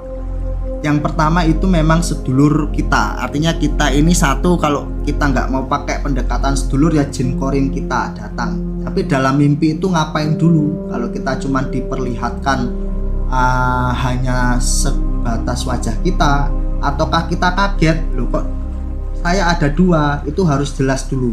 Makanya kita nanti nggak bisa dalam takwil mimpi dalam ini dianoksanya harus jelas. Ataukah kita hanya melihat kita di dalam mimpi sehingga kita melihat adegan tersebut, ataukah kita bertatap muka seperti ini gitu ya, ataukah kita punya satu teman tiba-tiba kecil kok rasanya nggak asing banget, ternyata kita cek-cek, kita inget-inget wajah kita kecil, ya itu berarti sedulur papat kita kalau dalam pendekatan orang Jawa. Kalau nggak mau itu ya pendekatannya jin korin tadi ya, diuji biar tahu ya. Kalau leluhur Mbak Salwa, jadi gimana ya maksudnya leluhur itu, aku mungkin nangkepnya gini sih, leluhur yang ada di dalam diri kita yang mendampingi kita seperti kodam gitu kan ya, Ya kalau memang ada leluhur gini Mbak, leluhur itu konsepnya seperti ini. Jika ada leluhur, sampai makanya dalam ilmu nafas batin itu niat pertama untuk mempelajari nafas batin ya di pelajaran saya itu ketika memang sudah masuk ke intensif gitu ya, adalah satu, niatnya itu menjadi leluhur yang agung atau menjadi leluhur yang memiliki budi yang luhur. Jadi kita itu konsepnya nata, niat belajarnya itu betul-betul nanti ketemu kata mas kas, alam kas gitu ya, alam jagat gede, alam ini itu belum wajar. Semuanya itu untuk apa? Untuk mendidik anak istri kita, untuk mendidik memberikan contoh pada cucu-cucu kita, yaitu satu, memberikan itu. Kemudian untuk menjadi leluhur itu sama, ketika kita leluhurnya, kita ini kok bisa ketemu kita dan masih sakti bisa menjaga kita, berarti selama hidupnya pun dia melakukan tirakat, melakukan ya ilmu welas asih, apa yang kita bicarakan semua hari inilah, mungkin lebih ketat lagi ya. Jadi makanya orang yang sudah mempersiapkan, orang yang sudah mempersiapkan menjadi leluhur tersebut, berarti orang itu tidak akan konsepnya membebani sebuah karma jelek kepada anak turunnya. Jadi berarti orang itu sudah baik, konsepnya sudah baik, yaitu tadi noto, hidupnya tuh ditata, walaupun nggak sempurna terus ditata, selalu mendoakan leluhurnya, selalu mendoakan anak cucu yang belum lahir gitu ya. Maka konsep tua itu berbeda dengan konsep, makanya kalau orang-orang leluhur kita itu sakti sampai bisa datang lagi ke dunia kita walaupun lewat mimpi atau meditasi, ya bisa jadi lakunya berat. Nah kalau kita mau seperti itu ya nggak apa-apa, bagus gitu kan, berarti ya, suatu hari kita sudah jasad kita sudah meninggal, kita masih bisa nengok cucu gitu ya, masih bisa memberikan petuah baik lah, atau DNA sukmonya tuh masih ada dan masih nular gitu ya. Itu pembahasan yang rumit, tapi pada intinya kita sepakat dulu bahwa ada yang seperti itu. Kirimkan aja Al-Fatihah Mbak Salma, Al-Fatihah, cara untuk kita nyambung rasa kepada leluhur. Biasanya Assalamualaikum, Assalamualaikum warahmatullahi wabarakatuh, terserah. Assalamualaikum, kula aturake nyambung raos dumateng para leluhur saking trah bapak lan ibu kula. Sakmenika kula kirimake Al-Fatihah supados Gusti Allah nyambungake raos sareng kula lan panjenengan. Al-Fatihah terus saja gitu kan. Nyambungake raos itu menyambungkan rasa. Jadi ya sampaikan itu tadi. Kalau mau ngetes leluhurnya datang atau tidak, kalau kirim Al-Fatihah terus datang ya berarti ya itu yang bisa sambung. Sebenarnya bukan kita yang nggak bisa nyambung, bukan mereka yang nggak bisa datang, kita yang belum bisa menerima halusnya sinyal itu, halusnya nafas itu, frekuensi itu, kita yang belum bisa nyambung. Kalau kita sudah seirama, sefrekuensi ya bisa. Coba aja. Kalau bahasa Indonesianya ya mungkin Assalamualaikum, nama saya ingin menyambungkan rasa. Oke, bahasa Indonesianya rasai nggak pas, rasa pas bahasa Jawanya. Ingin menyambungkan rasa nggak pas bahasa rasa. Saya nanti cari aja ya. Intinya Assalamualaikum, saya ingin menyambungkan rasa sejati gitu ya kepada semua trah leluhur keturunan dari bapak dan ibu saya. Dengan lantaran doa suci Al-Fatihah ini, saya meminta kepada Gusti saya, Pangeran saya, atau Allahku dan Allahmu untuk menyambungkan rasa sejati terhadap saya dan kalian. Allahumul Fatihah. Ya mungkin salah satunya seperti itu. Itu ya Mbak, coba aja. Tapi ini nggak bisa sederhana loh. Nanti cuma tanya-tanya, nggak sama praktekin tiap hari. Menjadi materi tak. Waalaikumsalam Vivi. Ini Vivi nih murid saya dari luar negeri nih. durung sempet nang pare ya Allah. Sebenarnya saya mau datengin bapaknya tapi masih lewat doa. Nanti rencana lah depan insya Allah.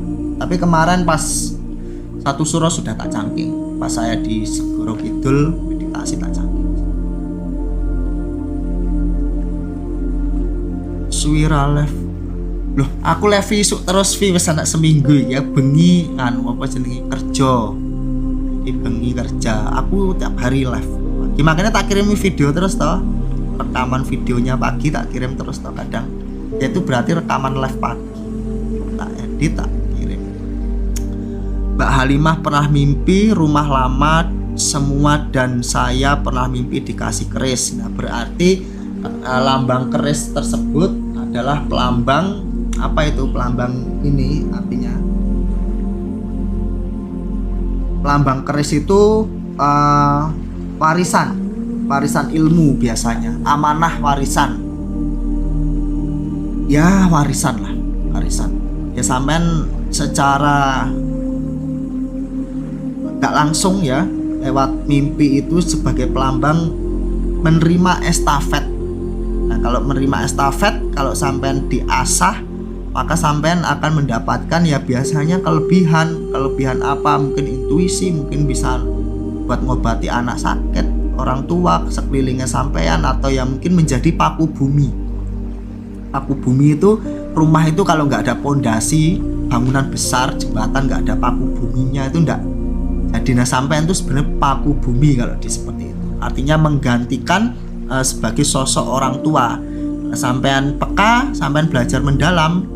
Yang belajar mendalam jangan salah belajarnya ya kalau bisa ilmu-ilmu yang seperti ini, ilmu rasa, karena yaitu tadi orang Jawa itu biasanya ilmu rasa. Sampean belajarnya misalnya klenik belum mampu keimanannya untuk belajar klenik, nanti bablas. Takutnya nanti ya gitulah. Belajar meditasi, belajar zikir nafas, mengikuti saya live tiap hari atau tiap kapan saya live sampai ini, insya Allah dapat nanti dikit. Kalau diuji terus tapi nggak pernah diuji, nggak salah. Kenapa diuji? Nggak ada hubungannya diuji sama leluhur. Ini orang salah konsep. Kadang dibilang kita mau belajar ilmu makrifat atau belajar ilmu kejawen atau belajar ilmu seperti itu ujiannya berat gitu kan. Nggak semuanya, jangan seperti itu. Nanti kesucian ilmu tadi terkotori oleh pikiran kita seperti itu. Ujian ya ujian gitu. Kalau ujiannya berat mungkin ada terlalu banyak sumpah serapah yang menimpa pada kita, baik diri kita sendiri atau janji yang kita ingkari, atau misalnya bisa aja jadi dari leluhur kita. Nah itu kalau berat dan banyak ya itu perlu curiga kita. Kalau roh ya enggak. Gimana cara manggil roh saudara yang sudah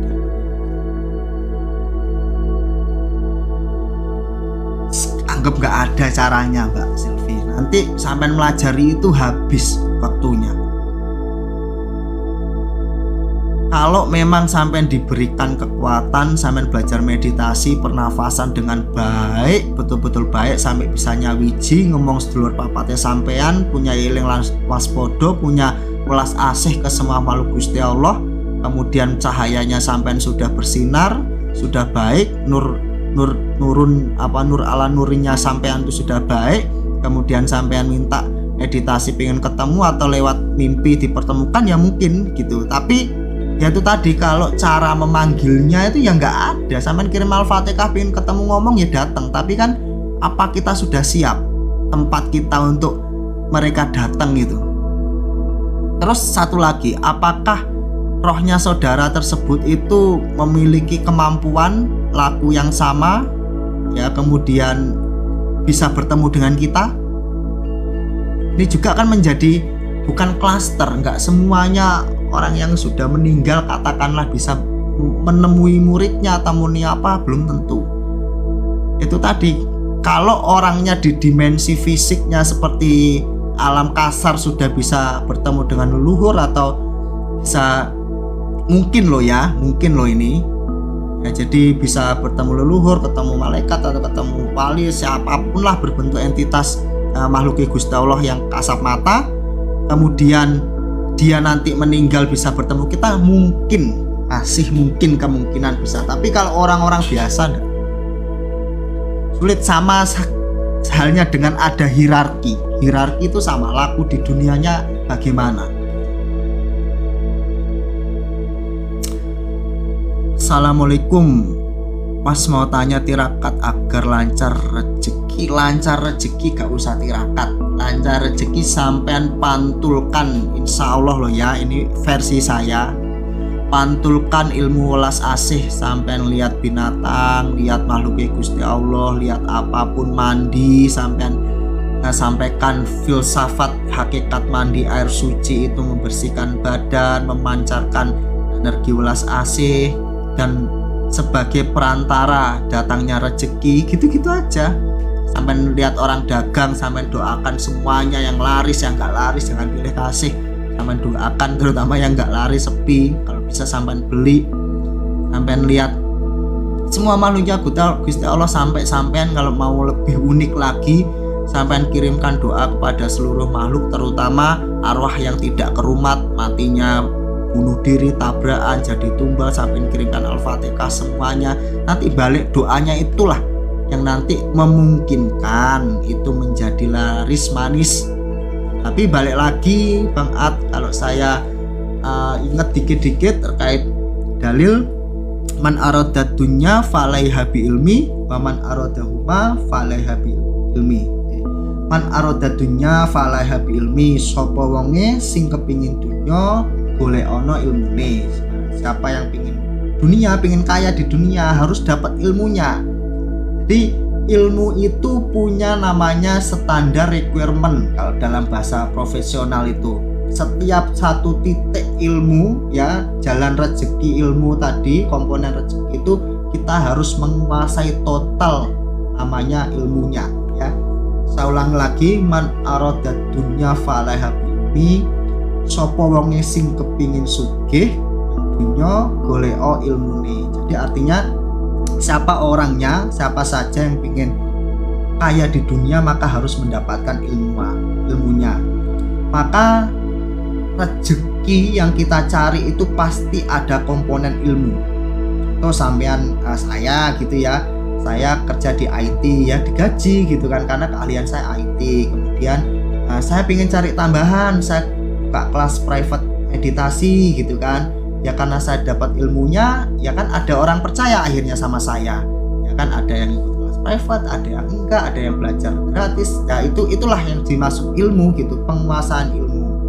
Nah, tetapi kalau sudah punya ilmunya, sudah biasa kaya miskin lagi, berarti tadi perlu ada sengkolonya. Tapi kalau untuk istilahnya peningkatan daripada pancaran welas asih, karena ilmu dunia tadi itu titik temu pertama, pandangan kesan pertama orang jatuh cinta itu pada welas asih. Sama lihat wajah saya wis. Kira-kira saya diem terus deketin anak orang dengan wajah saya seperti ini, orang kasihan gak gitu? Aku misalnya datang duduk diem gitu aja, saya duduk diem di warung kadang dikasih kopi, kasihan orang lihat saya. Ya itu kan mungkin ilmu welas asih gitu ya, pancaran seperti itu gitu kan, pancaran yang ada dalam diri kita. Jadi kita tuh dapat pantulan. Lihat saya pertama kali aja gitu, kira-kira kesannya apa? Kalau kesannya jengkeli berarti ya ilmu welas asih saya gagal atau belum kabul gitu. Tapi kalau pancaran saya di kamera ataupun sampai ketemu langsung itu teduh, itu hangat, itu kasihan, ya maka berarti saya punya doa saya mendoakan makhluk Gusti Allah mandi pakai acara ibaratnya hakikat tadi dikabulkan. Jadi cari kerjaan, cari rezeki, ya insya Allah mudah.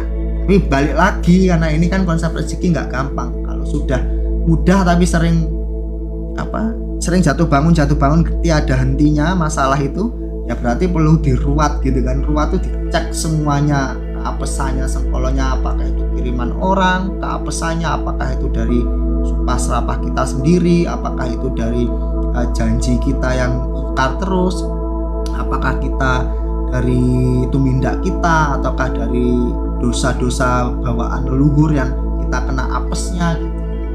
Jadi seperti itu Bang At, mudah-mudahan dapat wawasan baru dan insight yang sehat. Tirakatnya nggak ada. Kalau untuk rezeki laris manis nggak usah tirakat, karena tirakat itu untuk cleansing hati.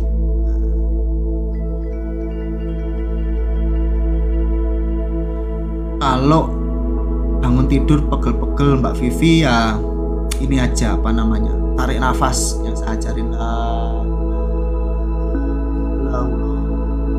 atau yaitu tadi nanti tak kasih rekaman deh ya, rekaman yang kemarin live kemarin sampean baca tentang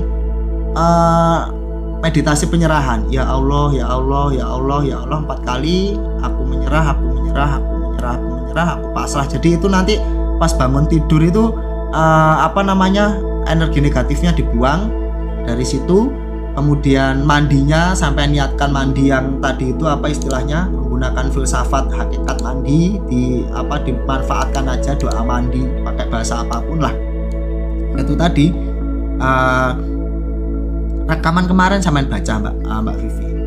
Niat ingsun adus ing banyu suci kang ngadusi badan sejati kang koso nyawa sejati amulyaken kersaning pangeran. Atau yang kemarin itu Mbak Vivi, Bismillahirrahmanirrahim, niat ingsun adus banyu suci banyu kodratullah nur cahyaning Allah gilar-gilar Muhammad sumurupe cahyaning Rasulullah. Atau ditambahin lagi, pokoknya intinya mandi air ini untuk menghilangkan energi negatif, untuk memancarkan cahayanya Gusti Allah, welas asihnya, untuk mensucikan badan, untuk ya itu aja. Coba aja dulu. Misalnya ada ini, welas asih itu ilmu tertinggi, betul, paling tinggi, karena nanti gini, pencapaian segala sesuatu itu orang kalau sudah welas asih ya berarti bukan hanya fana. Kalau dalam konteks fana manunggaling kalau Gusti itu adalah urusan kita terhadap Gusti Allah. Tapi kalau welas asih itu ya bukan saya membedakan lebih tinggi daripada fana atau enggak. Konteksnya adalah kita itu benar-benar nyatu sama semua makhluk Gusti Allah dan sayang. Sayang dalam bentuk apa ya? Itu tadi bersyukur. Sampai pernah mensyukuri air? Pernah ucapkan matur nuwun sama air gak? Air terima kasih ya, masih ada kamu hadir di rumahku gitu ya. Sampai kalau ya ini uji, sampean cek di Google, apa namanya, penelitian bahwa air minum di Jepang ya, air mineral material air itu yang dia disyukuri kemudian diucapkan bismillah, merasa syukur, diminum dan dicek airnya tadi itu kristalnya tuh bagus. Tapi air yang tidak diapa-apain itu diminum itu beda. Itu saya pernah baca itu penelitian itu. Artinya apa? Ternyata air ya itu meyakinkan kita bahwa makhluk Gusti Allah. Kalau kita syukuri, siapa ngerti yang ngewangi kita kan, harapan kita itu kan pantulannya. Kita ini masih di level rendah lah ya, masih mengharapkan pantulan karena kita kan masih ilmunya masih biasa ya kan, ilmunya biasa. Beda dengan kita sudah manunggal fana, itu ilmu yang seperti ini nggak kepake. Tapi kita jangan pernah loncat ke makom yang kita memang belum sampai ya. Makom kita seperti ini, air kita syukurin, mandi kita pelambangkan hakikatnya menjadi air suci ya, seperti itu aja. Mandi harus hadap ke kanan. Enak-enak ya Mas Kris sih. Mas Kris senior saya ini, guru saya Mas Kris. Bagus ini apanya, public speakingnya Mas Kris bagus. Gak ada lah mandi hadap kemana itu ya. Tapi secara etika ya jangan ngadep kiblat ya. Secara etika, tapi enggak lah. Seadanya, jangan diperumit. Penting memaknai hakikat air tadi itu loh, air yang benar-benar datang dari mata air suci tadi. Kita cangking, balik lagi ilmu cangkingan sekalian donga untuk pelambang resiki jiwa ragamu, nata tumindakmu, ngresiki sengkalamu. Nah ngono kuwi ae. Manunggaling kaula Gusti konsepnya adalah kehendak kecil kita ya kan, kita harus menyelaraskan kehendak kecil. Maksudnya kehendak kecil tuh bagi Gusti kita, pangeran kita, semua keinginan kita tuh kecil. Harus sesuai dengan kehendak besarnya Gusti Allah. Itu. Jadi kalau apa-apa ya udah ngikut Gusti Allah gimana gitu kan. Kehendak yang terbaik, kehendak besarnya gitu kan. Kehendak besarnya contohnya gini. Hidup ini tidak di kehendaknya besarnya, ya sudah cukup mampir ngombe aja. Jangan memburu harta gitu kan, cukup untuk mangan, untuk hidup, sudah sisanya ibadah. Hendaknya kan seperti itu, ibadah. Ibadah itu ya menyembah, menghormati, menyayangi gitu ya. Gak bersolat ibadah gitu. Ya itu tadi, kehendaknya yang mungkin waman khalaqatul jinna wal insan illa liya'budun, tidak kuciptakan manusia dan jin hanya untuk menyembah. Tapi menyembahkan konsepnya banyak. Ya kehendaknya itu aja. Kan kita nyatu sama Gusti Allah. Ya kalau itu ada pelajarannya sendiri, tapi tidak mampu disampaikan di sini. Nanti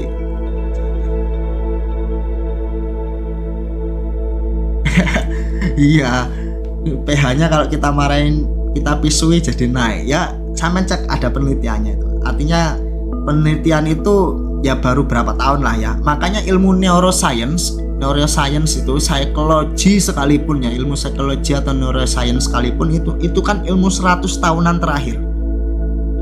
Ilmu rasa itu apa ya, petuah-petuahnya rasa itu ribuan tahun yang lalu. Kalau istilahnya dalam meditasi itu banyak lah, banyak. Ada namanya mindfulness, di Jawa tuh suwung, enak nih. Ngartikan suwung loh, angel. Saya tanya, apa tanda-tanda kita bisa suwung gitu kan? Sulit, makanya kalau nggak kita praktek sulit. Memaknai bahasa suwung itu sulit. Kosong adalah isi, isi adalah kosong misalnya. Tidak berpikir itu berpikir. Terus kita tiba-tiba kedatangan pikiran baru, itu berarti yang punya pikiran itu kita, berarti itu aku, masihan. Nanti filsafat apanya sulit ya, kayak gitu. Tapi adalah nanti kita pasti pelajari hal itu. Tapi kalau dijelaskan di sini sulit. Kalau ke semedi ujuk-ujuk dimasuki leluhur, ya biasanya pakai jin, perantara jin-jin juga. Perantara jin. Kalau leluhur asli itu nggak tahu ya, saya belum pernah. Saya takutin yang masuk itu jin sih. Kalau leluhur yang suci betul ya susah masuk kayak gitu. Bukan levelnya bisa ditarik-tarik. Menurut saya loh ya. Kalau jin itu kan hidupnya ribuan tahun, jadi cerita apapun untuk persona itu untuk membo pada semua cerita itu kan bisa, karena intelektual jin kan besar juga, tinggi. Jadi kalau dimasukkan di TikTok atau YouTube ya kemungkinan mungkin real aja, ada aja lah ilmunya. Kita nggak mengecilkan ilmu, pasti ya semua ada ilmunya. Tetapi apakah itu asli leluhur? Misalnya orang memasukkan Aji Joyoboyo, Prabu Joyoboyo, apa ya mungkin gitu ya, yang Prabu Joyoboyo di Kediri Mokso ini bisa ditarik gitu mungkin ya. Ya saya rasa mungkin jin-jin yang mengenal Prabu Joyoboyo terus buat dia hiburan juga atau apa, bisa aja. Kalau saya sih tidak percaya kalau itu leluhur ya. Kalau jin saya percaya. Leluhur itu kan ya suci kan ibaratnya. Salah. Narik malaikat gitu ya. Apa ada kemampuan? Ya mungkin ada, tapi mungkin orang yang mampu ya juga nggak ditunjukkan ke TikTok atau YouTube.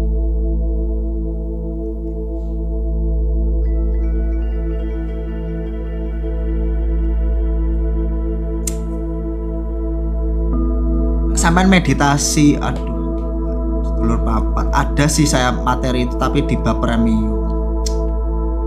Jangan gini. Mas saya meditasi selalu nyebut 4 sedulur pancer, 4 sedulur papat 5 pancer ya maksudnya. Dan ada satu waktu saya merasa didampingi 3 orang. Ini mas,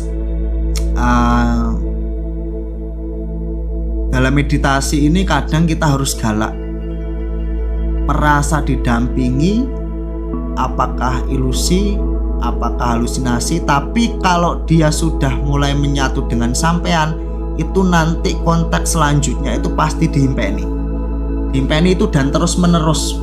Nah, tergantung juga, misalnya sampean itu masih dihadapkan untuk belajar gerbang pertama untuk ngolah rasa sedulur papat, ya mungkin pasti diimpeni, sampean diimpeni gitu. Atau sampai tingkat puncak tertingginya sampean diajari ilmu, jadi guru sejati, bener-bener ngajari sampai nanti kebutuhannya apa untuk menunjang laku hidupnya, sampai nanti diajari semuanya. Dan itu bukan hal yang ini ya, bukan sakti ya. Semua orang maksudnya gini, kita gaib, tapi ada gaib itu yang memang bisa dipelajari, dan pelajarannya itu tidak rumit gitu ya. Artinya bukan sesuatu yang mengerikan atau apa, enggak. Kalau itu dilanjutkan dengan mimpi, kemudian nanti pada puncaknya sampean Mas Aisy atau Mbak Aisy itu diajari langsung terkait 1 bab, 2 bab, 3 bab, 4 bab, sampai puluhan bab diajari langsung. Itu berarti ketemu gurunya sampean sendiri. Kalau masih merasa, anggaplah kalau untuk kebaikan, untuk menambah keyakinannya sampean dalam meditasi semangat, ya anggaplah ada dan iya. Tapi kalau untuk yang namanya kita sebagai pembimbing, maka sensasi itu perlu kita kosongkan dulu, karena sensasinya gini loh ya, keilmuan ini suka terbalik-balik. Orang ini menyebutkan mantra sebagai hajat pertamanya dalam doa ataupun pemanggilan apapun. Padahal ya, mandine mantra, terkabulnya doa itu ketika meditasi, doa itu sebagai cahaya yang ibaratnya yang nganter doa kita, katakanlah ruh kita naik ke atas ya, mudahnya gitu, lewat ubun-ubun kita ke atas. Nah, kondisi di mana kita mampu terhadap kondisi tersebut, terhadap gelombang tersebut ya, kondisi tidur 95% itu, sampean berdoalah, panggilan di situ. Supaya apa? Supaya semedi tetaplah jadi semedi dulu. Nah, ini doa dulu sehingga nanti semedinya tidak pernah dapat, konteks semedi aslinya tidak pernah dapat, sehingga bertahun-tahun meditasi ya berat gitu kan. Makanya meditasi itu ya tadi relax, full relax gitu ya. Nah, ini tips dari saya loh ya, karena saya punya murid tuh macam-macam, ada yang udah tahun-tahunan belajar meditasi gitu, tapi enggak pernah sampai, artinya ya gitu, lama sampainya gitu. Sampainya tuh dalam arti hakikat meditasinya tuh harus belajar hakikatnya dulu. Nanti kalau afirmasi atau doa, mantra, panggilan, mantra ini, kebutuhan itu tadi ya belakangan. Ndak bisa kita tuh ngomong datang sekarang tanpa dengan bahasa yang lembut sekali. Tanda bahasa sampean lembut sampean sudah ketika zikir atau meditasi sir, kan itu ketukannya ketukan hati tuh. Jantung, detak jantung sampean sudah tidak bisa dengarkan lagi, kemudian sampean rileks betul. Nah, itu pakai dulu untuk nyawiji dulu ya, sama malam dipakai dulu nyawiji betul. Habis itu mau pulang, mau selesai meditasi, sampean sampaikan doanya atau kebutuhannya apa, sampean sampaikan. Itu tips dari saya loh ya, tips baru tips. Mas Iswara, harga apa? Sampean DM aja. Kalau grup gratis selamanya gratis, cuman ya di grup sampean belajar di grup, nanti saya jawab dengan orang banyak.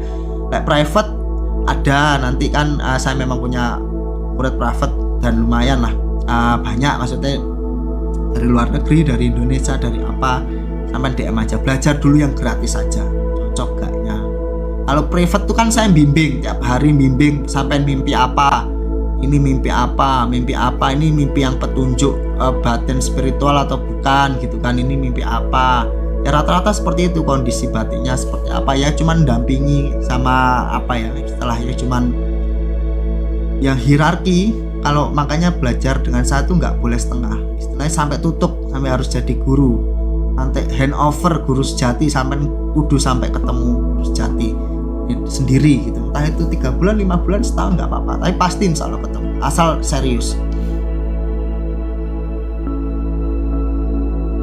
Leluhur nggak akan mau menyusahkan, ya betul, tetapi ya itu tadi, leluhur ini dalam konteks mbah kita loh, mbah kita yang manusia. Ada kalanya mbah kita ini tertakdir menjadi katakanlah perampok, mungkin nggak, mungkin karena itu menjadi satu life cycle kehidupan manusia. Perampok ada kiai, ada yang ini, dan dilalah yang jadi perampok terus banyak kesumpahan orang, sumpahnya ada yang 7 turunanmu susah makan uangku, macam-macam lah ya. Yaitu akan menjadi konteksnya leluhur mbah-mbah kita menyusahkan kita. Makanya kita jangan siap-siap jadi leluhur yang nggak menyusahkan.